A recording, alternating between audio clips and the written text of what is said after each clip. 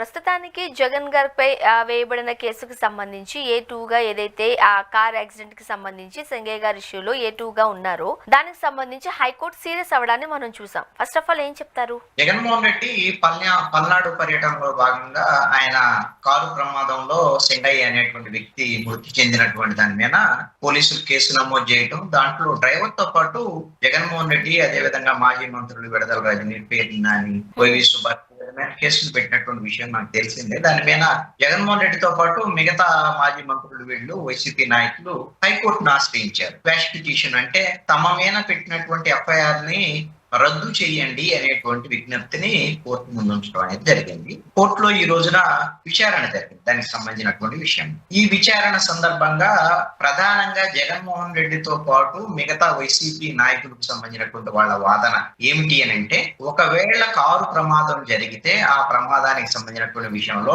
Driver మీద case నమోదు చేసి విచారించడం అనేటువంటిది చట్టబద్ధంగా ఓకే, కానీ దురుద్దేశపూర్వకంగా రాజకీయంగా తమ మీద తప్పుడు కేసు పెట్టారు కాబట్టి తమ మీద నమోదైన ఎఫ్ఐఆర్ ని రద్దు చేయండి అనేటువంటి క్వాష్ పిటిషన్ వేశారు.